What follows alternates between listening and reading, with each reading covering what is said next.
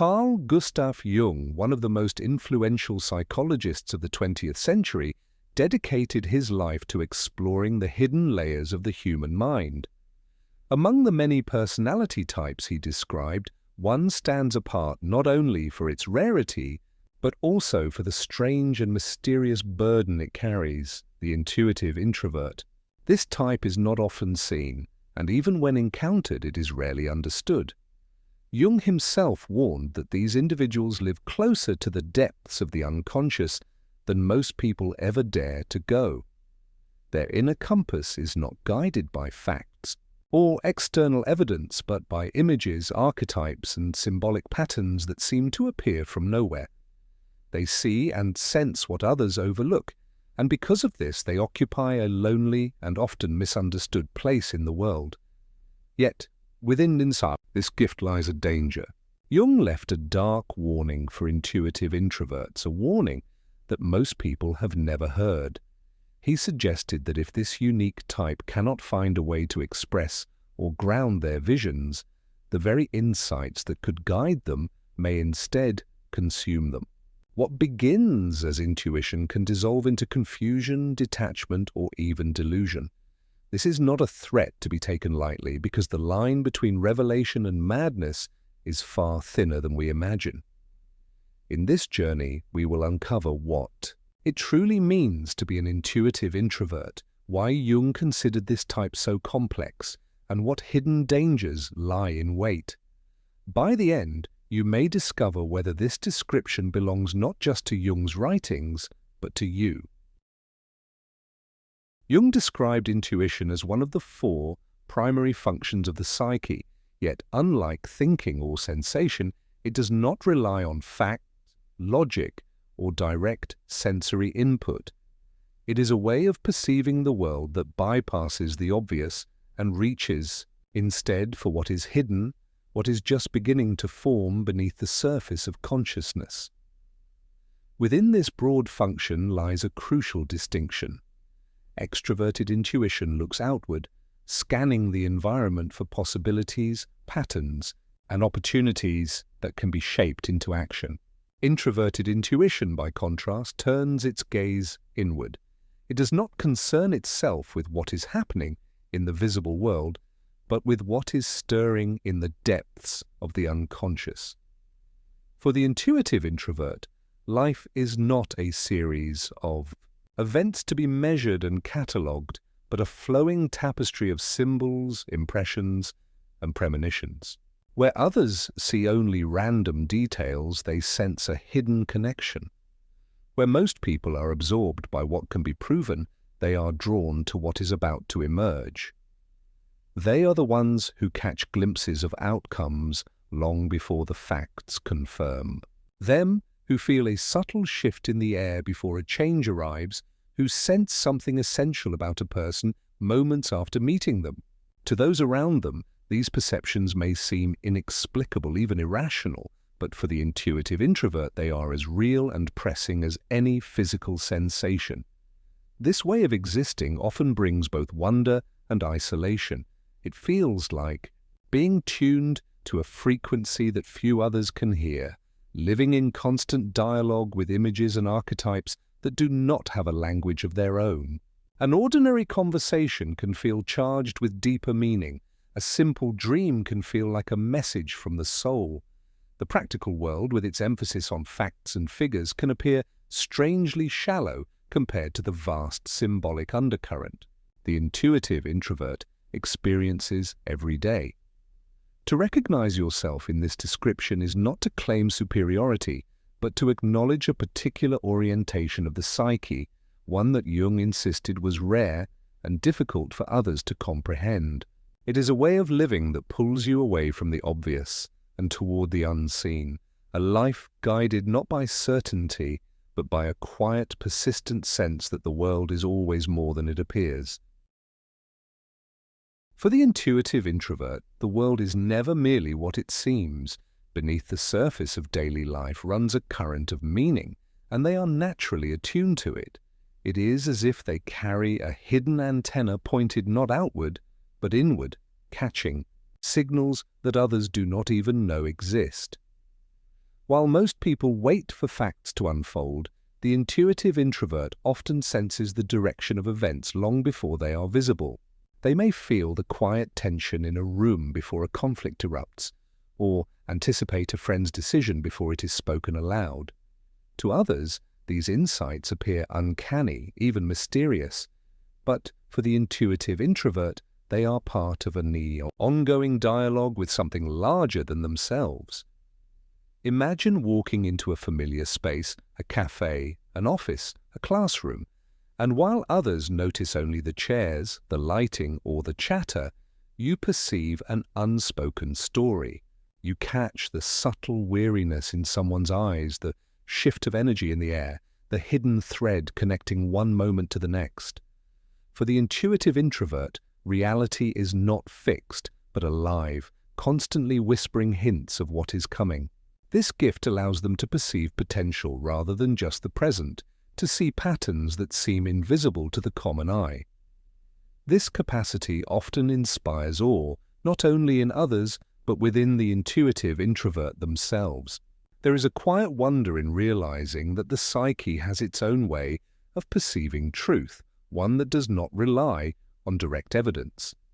And yet, it is rarely a comfortable gift. Because their perceptions arrive without proof, they may hesitate to trust them or struggle to explain them to those who demand explanations. Still, when they lean into this vision, they often find that what they sense holds weight, that their inner compass was already pointing to a truth waiting to be revealed. The gift of inner vision is not about predicting the future like an oracle, but about perceiving the subtle echoes of what is forming in the depths of life. It is a gift of anticipation, of glimpsing meaning before it fully takes shape, and when embraced, it can transform the way one walks through the world. Jung believed that the unconscious is not a passive storehouse of forgotten memories, but a living force that constantly generates images, symbols, and impressions. For most people, these emerge only in dreams or fleeting intuitions, quickly dismissed or forgotten. But for the intuitive introvert, the unconscious speaks louder, more vividly, more insistently. Their inner life is rich with visions, archetypal figures, and symbolic patterns that seem to carry a message. This gift can guide them to profound insight, but Jung issued a stark warning. If these inner images are not brought into consciousness and given form, they will begin to take control. The intuitive introvert may think they are observing their own visions, but slowly they become possessed by them. This possession is not dramatic at first. It begins subtly as the inner world grows, more compelling than the outer one. A symbol, a dream, an impression repeats itself again and again, pulling the individual deeper inward. Instead of offering guidance, the vision starts to dominate. The introvert becomes less an interpreter of meaning and more a captive of their own imagination. What was once a dialogue with the unconscious becomes a monologue where symbols speak. With an authority that overwhelms rational thought, Jung warned that this state could easily tip into dissociation. The individual begins to live not in the shared reality of others, but in a parallel reality constructed from their own symbolic images. The everyday world loses its weight. Conversations and responsibilities become distractions. The person may feel that they are touched by something higher, but in truth, they are drifting further from balance, further from the grounding force of ordinary life.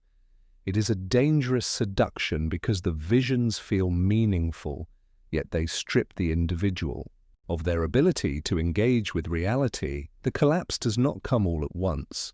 It arrives gradually as the psyche becomes colonized by images that no longer serve insight but demand allegiance.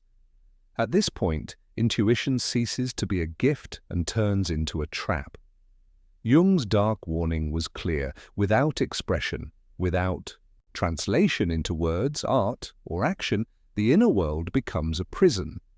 What should have been a compass for deeper understanding can twist into a force that consumes the very self it was meant to guide.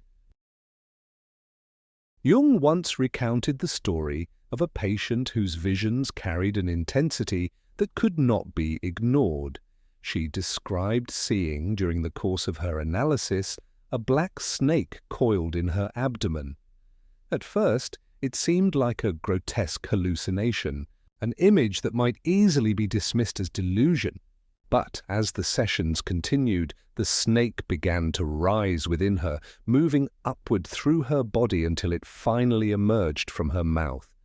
When it appeared, it was no longer black, but transformed into a serpent with a golden head. For many, this would sound like the description of madness, a surreal fantasy detached from reality. Yet Jung did not dismiss it.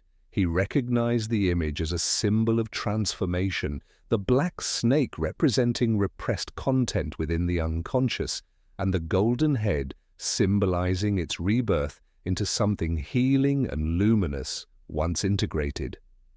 This case reveals the profound ambiguity of introverted intuition. The very same visions that can appear to be irrational or bizarre may also carry deep symbolic wisdom. The difference lies not in the image itself, but in the individual's ability to interpret and integrate it. A vision of a serpent could be the seed of revelation guiding someone towards psychological growth, or it could become the foundation of a personal myth that detaches them from reality. The line between prophecy and delusion, between insight and obsession, is perilously thin. For the intuitive introvert, this is the daily tightrope. They live at the edge where symbols speak louder than facts, where inner images arrive with a power that can inspire or destroy. To those on the outside, it may be impossible to tell whether what they experience is vision or madness. To the person living it, the distinction is often just as fragile. Jung's patient found transformation through her serpent. Another might have been consumed by it. And that is the mystery of this inner world. It offers both revelation and ruin, and the outcome depends on whether the vision is carried into life or left to reign unchecked in the shadows. One of Jung's most serious warnings about the introverted intuitive was the danger of archetypal inflation. When the unconscious presents powerful symbolic images, the ego can mistakenly identify with them, believing that the vision belongs not just to the psyche, but to the self. Instead of recognizing a dream of a wise figure as an inner guide, the person begins to think, "I am the wise one." Instead of seeing an image of a prophet as a symbolic representation, they conclude, "I am the prophet." What begins as a message from the depths of the unconscious is claimed as a personal identity, and this misstep can have devastating consequences. The danger is heightened by the natural solitude of the intuitive introvert. Already isolated by the difficulty of explaining their inner world, they may start to interpret that very isolation as proof of their uniqueness. "No one understands me," they tell themselves, "because I am meant to see what others cannot." At first, this thought may soothe the sting of rejection, but over time it can harden into conviction. Criticism is reimagined as persecution. Doubt from others becomes evidence that others are blind or inferior. The more resistance they encounter, the more certain they feel of their special mission. This is the subtle rise of grandiosity. It does not come with arrogance at first, but with the quiet comfort of believing one's suffering has meaning. Yet, as the ego fuses with archetypal images, self-criticism dissolves. The individual begins to live within a myth of their own making, convinced they have been chosen for a higher purpose. Practical life is neglected, relationships are strained, and every contradiction is dismissed as ignorance. Jung saw this pattern again and again. When the ego identifies with archetypes, the psyche fragments, and the person loses touch with their ordinary humanity. In this way, the intuitive introvert's greatest gift, the ability to perceive the hidden depths of the soul, can become their greatest danger. When vision is confused with identity, the ego swells and the inner guide becomes a tyrant. What once pointed toward growth now whispers illusions of destiny, and the individual risks being consumed by a narrative of their own imagined greatness. Jung believed that the only way for intuitive introverts to protect themselves from being consumed by their visions was to find a way to express them. The inner images, if left unspoken, gather power in silence. They swirl and accumulate until they dominate the psyche. But when translated into words, colors, gestures, or rituals, these same images lose their destructive potential and become creative forces. Expression is not a luxury for this type, it is a necessity for survival. History offers vivid examples of those who managed to walk this path. Franz Kafka, for instance, poured his sense of alienation and symbolic dread into stories that still resonate with the absurdity of modern life. Vincent van Gogh, who struggled painfully to adapt to the practical world, transformed his inner turbulence into explosive strokes of color, each painting an attempt to give form to what raged within him. Even Jung himself, who recognized this, dynamic in his own psyche, spent years creating his Red Book, filling it with images and reflections that allowed him to confront the visions that might otherwise have overwhelmed him. These figures remind us that what seems unbearable when kept inside can become transformative when externalized. The contrast is stark when compared with those who cannot find such outlets. The isolated mystic who clings to visions but never shares.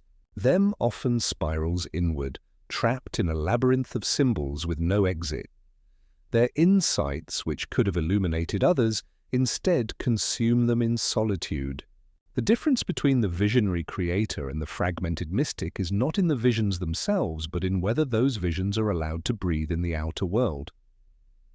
For the intuitive introvert, the act of expression creates a bridge between two worlds, the vast symbolic realm within and the concrete, tangible reality outside.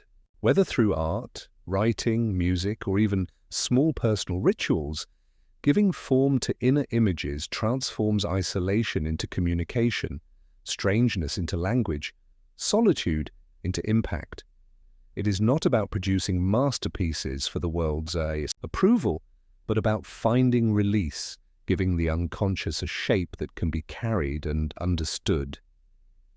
In doing so, what once threatened to imprison the psyche becomes a source of renewal, creativity, and healing, not only for the individual, but for all who encounter the work. For the intuitive introvert, the greatest struggle is not always what happens within, but what happens when their inner world collides with society's demands. The modern world thrives on proof, on measurable results, on data that can be presented and defended. Success is often equated with visible productivity, logical reasoning, and practical achievement. Yet the intuitive introvert does not operate in this way. Their perceptions arrive as impressions, as symbols, as subtle convictions that cannot easily be quantified. They may know something deeply and immediately, but when asked to provide evidence, their insight dissolves into silence. How do you prove what has not yet taken shape? How do you explain the sense that something is about to happen when the facts have not yet caught up?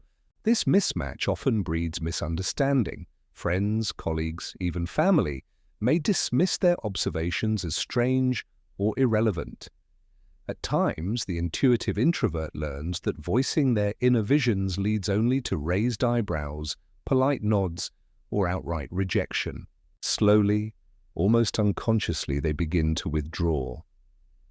They speak less about what they feel, keep their intuitions private, and allow their inner world to become a guarded, solitary realm. What once was a gift of deep perception begins to feel like a burden that cannot be shared. The silence grows heavier with time. It is not simply the absence of words, but the feeling of standing on one side of an invisible abyss, while the rest of the world stands on the other. The intuitive introvert sees meaning, feels connections, anticipates outcomes, but society demands tangible proof, and in failing to provide it, they risk being seen as eccentric, unreliable, or even delusional. This gap can foster a quiet loneliness, a sense of alienation that deepens the very isolation they already feel. It is here, in this unbridgeable distance between inner truth and external validation, that the intuitive introvert often feels most fragile. Their visions are real to them, yet invisible to others.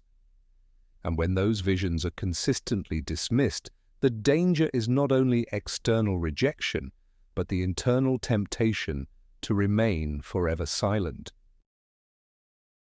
Jung taught that every dominant function in the psyche has its shadow, its weakest and most neglected counterpart. For the intuitive introvert, that neglected counterpart is sensation, the ability to stay rooted in the body, in the here, and now in the tangible reality of life. Because they live so deeply in symbols and visions, they often treat the physical world as trivial, something mundane compared to the richness of their inner images. Yet this dismissal of sensation is precisely what leaves them vulnerable. Without grounding, intuition floats free, untethered, and can turn into a whirlpool of fantasy.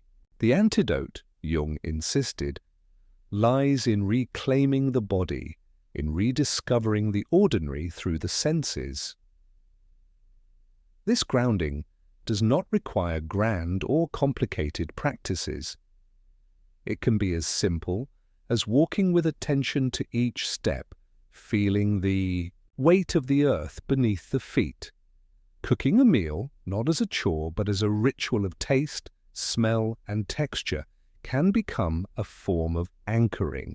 Tending to plants, working with the soil, or engaging in a manual craft offers a tactile reminder that life is not only an inner current of meaning, but also a material reality that needs care and presence. These acts, though ordinary, act as counterweights, balancing the intensity of intuition with the stability of sensation.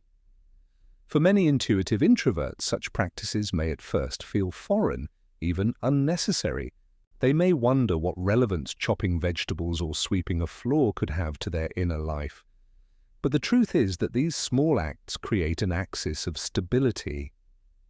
They remind the psyche that it has a body, that time is real, that the world is not only imagined, but lived. When the symbolic flood threatens to overwhelm, it is the simple rhythm of sensation that restores balance. Grounding through the senses is not a denial of intuition. It is what allows intuition to flourish without consuming the self. By returning to the body, the intuitive introvert does not lose their depth. They strengthen it, ensuring that their visions can coexist with life rather than replacing it. Modern culture leaves little room for the invisible. It is built on numbers, outcomes, and proof, on what can be measured, monetized, and displayed. Productivity is praised, efficiency is rewarded, and facts are treated as the only legitimate form of truth.